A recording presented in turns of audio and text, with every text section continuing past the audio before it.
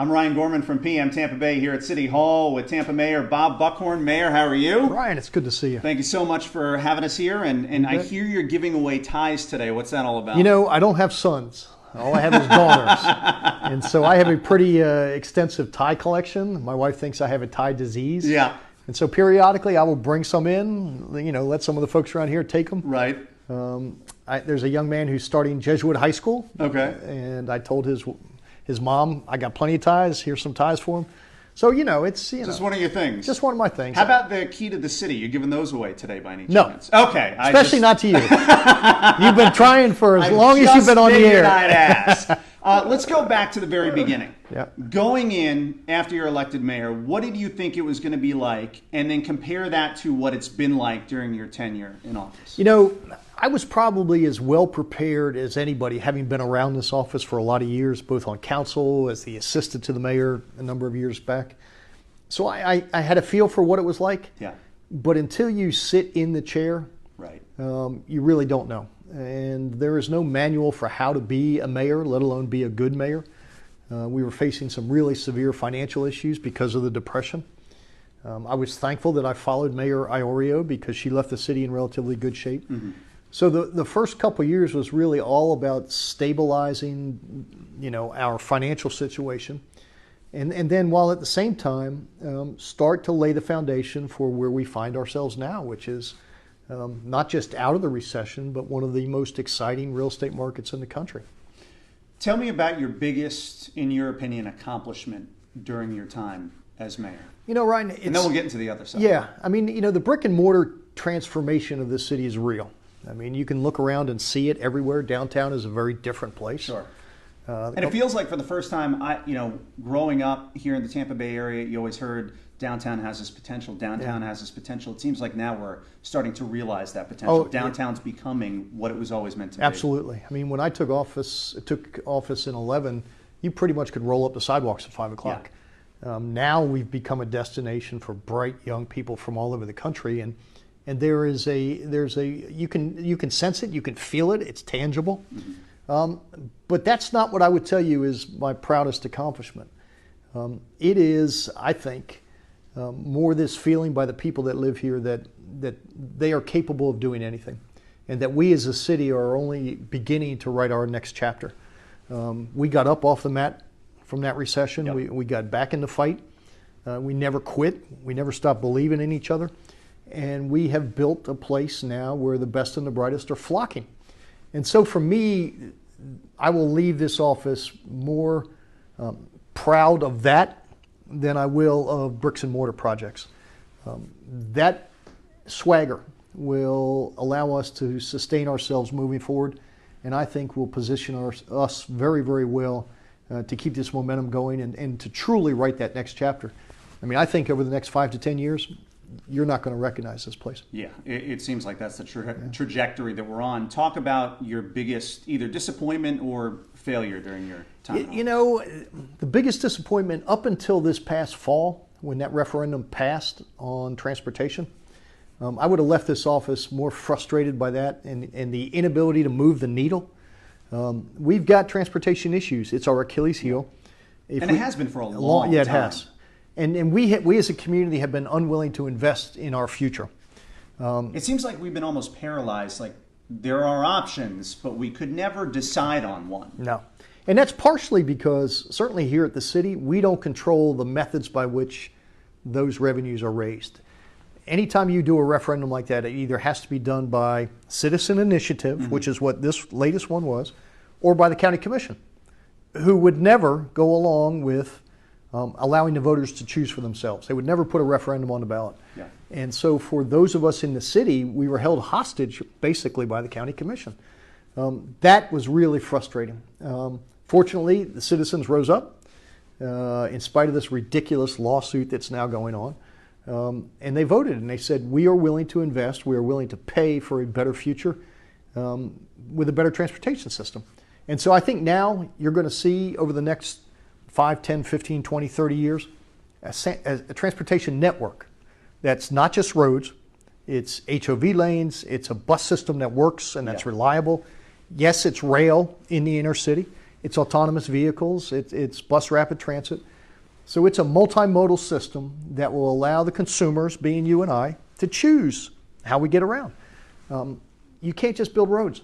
No. How important is it to have that infrastructure in place? We were just talking about the potential that Tampa has, especially moving forward, to grow and to become an even bigger destination here in America. How important is it to have that infrastructure in place in order to make that happen? Because when you've got companies like Amazon looking to build a headquarters, that is something they pay close attention to. I can tell you, because I'm in these conversations pretty much every week. The two things that corporations that are looking to relocate here, or companies that are interested in growing here, we'll talk to you about is, one, the transportation system, and that has always been our Achilles heel. In what is normally an exemplary report card, as these corporations go through and look at our community, transportation was always lagging behind. The second thing they want to know about is the talent pipeline.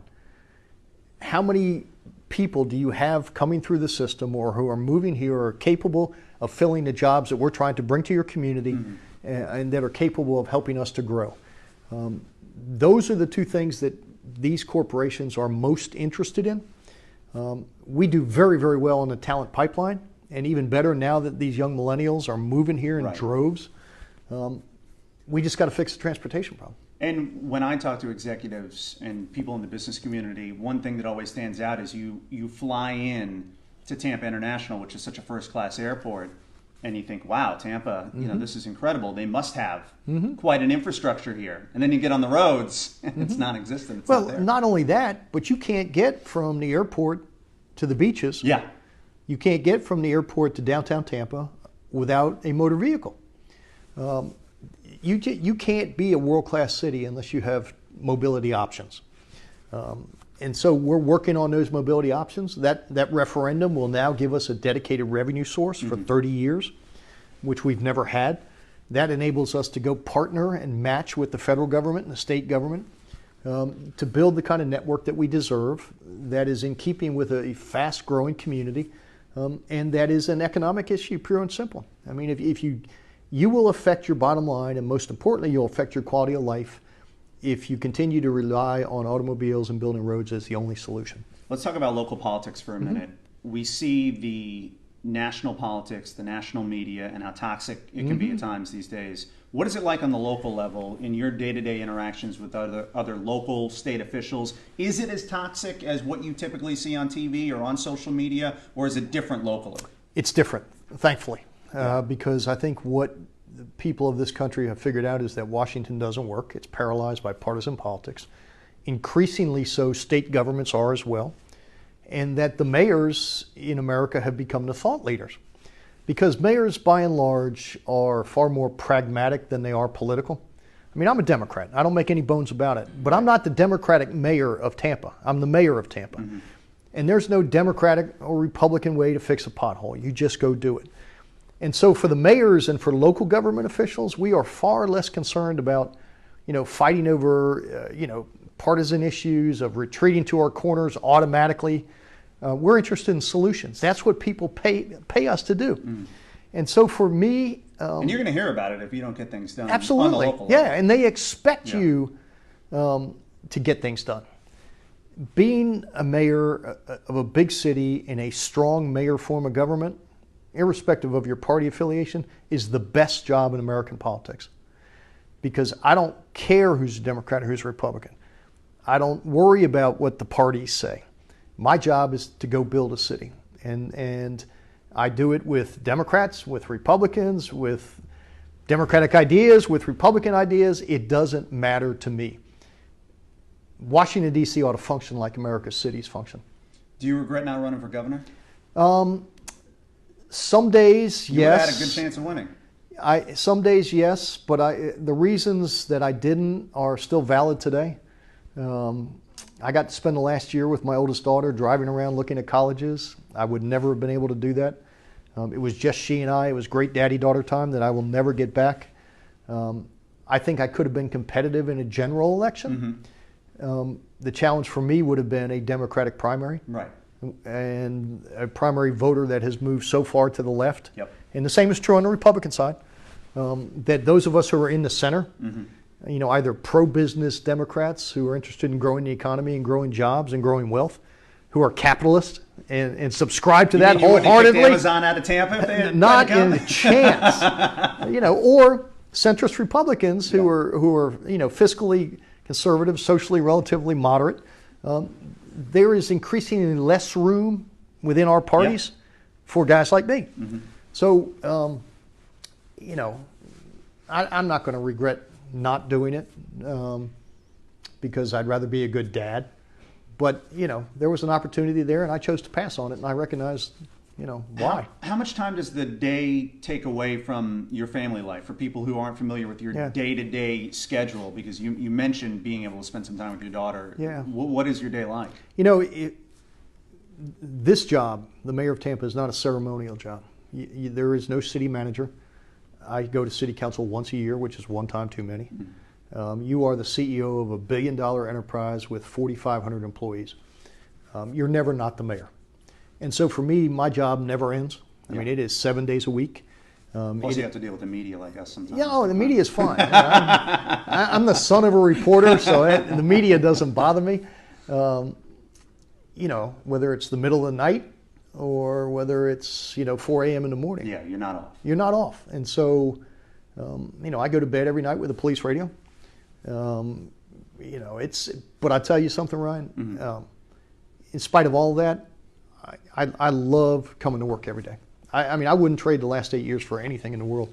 And so, the demands on your family are tough. Mm-hmm. But most nights I'm home, at least. I'm not, living in Washington, D.C. or living in Tallahassee. And so, they've grown accustomed to sharing me with the world. And it has its challenges, but they've adapted. They've never known anything else. Yeah. Soon enough, somebody else is going to take over. Yeah. They're going to take your job. You've got David Straz, Jane Castor in this runoff. Looks like Jane Castor's got a pretty good shot at winning this thing. I know that's who you're backing. What's the big item that whoever the next mayor is needs to focus on day one? Yeah, it's interesting. Jane Castor sat at this table for 6 years with me and as police chief, and she did a great job. And yes, I'm endorsing her. I believe very strongly in her. I think her job primarily will be to continue this momentum that we're experiencing and to keep driving this agenda forward. She's not going to have to tinker with much. Mm-hmm. I mean, financially, we're back on firm footing.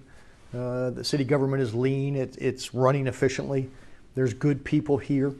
There's not a lot of fat in this budget.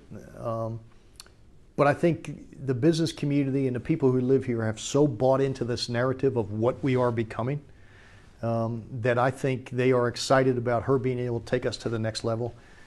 This is like a journey. Yeah. And even, I would have served a third term if I could have. But I also realize that the journey never ends. And so as much as I'd like to finish some of the things I still have in the hopper, that's never going to end. Mm-hmm. And at the end of 4 years, there'll be more things in the hopper. And so I think this city, over the next 5 to 10 years, south of Atlanta, will be the economic engine that drives the entire Southeast United States. And what are your future plans? Running for president? No. You want to announce right now you're jumping in the everybody else is. Yeah, everyone else is. There's a mayor down in Miramar who's jumping in. Yeah, I saw that. I saw that. Yeah. No, I'm not going to run for president. Do you have a candidate who you prefer at this point? Not yet. I know a lot of them. Yeah. Waiting to see what Vice President Biden does. But we'll see. And again, I don't think we can beat the current president if we nominate a candidate that's so far to the left of where the American people are. Mm-hmm.